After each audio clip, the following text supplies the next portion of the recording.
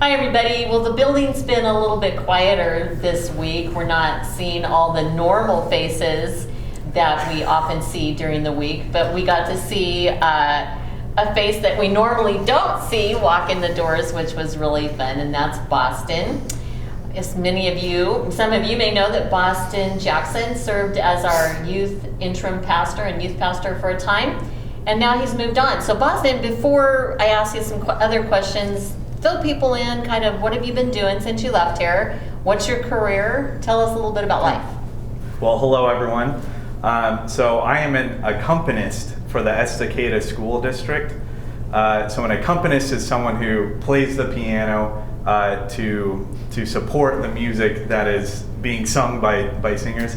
So I have 3 choir classes at the high school that I accompany for, and then I walk across the street to the middle school and I play for a couple of choir classes there.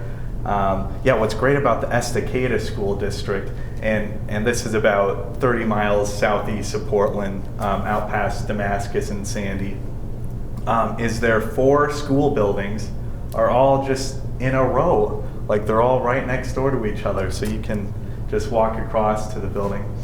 So I play the music to support the singers, and I also help them learn the music by playing their parts out so that they can hear what it sounds like and learn how to sing it faster.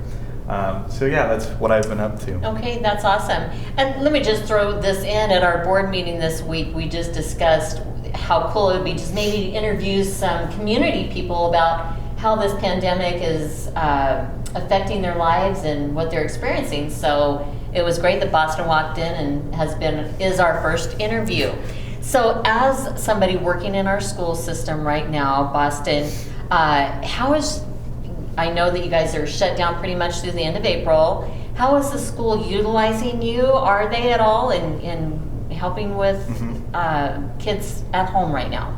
Yeah, so last Monday, the school district had all the students stay home, and the teachers came into work and prepared a week of virtual school. So that's what we've been implementing this week. All the students have assignments to turn in online, and we've also worked to accommodate students who might not have access to internet. So they have physical packets, or they were able to download documents at the school on their school-issued computer to take home. So students are still able to have some learning experiences this week, and we plan to continue that after spring break as the closures continue. Of course, it's just not the same as in-person learning. But we're doing what we can to help students continue having some learning experiences.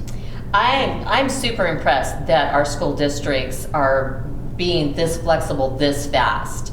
So thank you, and thank you to all of you out there who are stepping in new ways and figuring this out and still engaging. So I hear you. It's not the same as interacting with people face to face. So I'm wondering, I know we have concerns about our kids being out of school that long. I wonder what your own personal concern is for students and for your coworkers. Yeah, I'm concerned about the interruption to the valuable education that our students are experiencing, and I'm glad they're getting something, and it really counts. I'm also concerned about students who might not have access to food when they're away from school, and I know our district and a lot of other districts are still cooking food and providing breakfast and lunch for students to pick up along bus routes. So that's that really helps with that problem.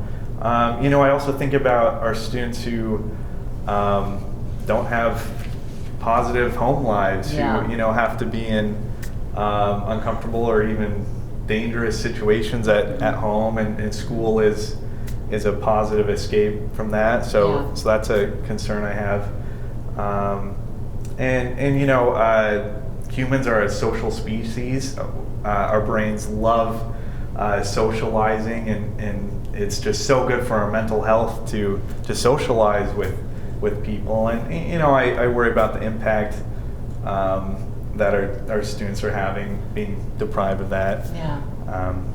Yeah. So what I've been working on in the meantime is recording music for the students to be able to rehearse at home. So I'll play the alto line for a song and then the soprano line, so that the students are able to rehearse the music at home, so that we can hit the ground running when in-person rehearsals hopefully resume again. Okay, that's great. And so that's really why you've walked in our doors, is to use our sanctuary to do some recording for students. Yeah, I'm very grateful for the grand piano that is here at Mount Scott. I just love this piano, and I love playing it most Sundays on the worship team. Or not most Sundays, but often. So very grateful that Mount Scott is able to let a community member use the resource to get some good work done. Great, we're glad to do that, and we are looking for ways in the coming days as community needs increase. We are exploring ways that we could use our resources and our facility to be helpful. So you're kind of our guinea pig. Thanks, Boston, for letting us be a part of what you're doing. So in the midst of all of this, can you think of anything positive that's occurred in your life because of what's going on? Well, it is encouraging seeing everyone working together to keep everyone happy. I've enjoyed more time at home with Liz. That's been fun. And I've been so glad that the sun has come out the last few days. So I've been enjoying walks in the fresh air, making sure I don't walk too close to people on the street. But and I've been able to get some more reading done, and I'm so glad that I get to make music every day and get paid to practice music. So yeah, there are some things I'm grateful for, and I know not everyone has those luxuries, so I'm concerned about that too. But Right. We all are. Well, thanks, Boston, just for popping in, taking a few minutes out of the sanctuary to come let us just hear some things that are going on for you. I appreciate that. Any profound thought that you've had that you might want to share with us before I let you go? Yeah, as I've been able to work with more and more high schoolers and middle schoolers, I'm realizing kids are so much smarter than I and my cohort were 10 years ago. They're just so much smarter, and really seem to have a lot more awareness that I didn't have till years later.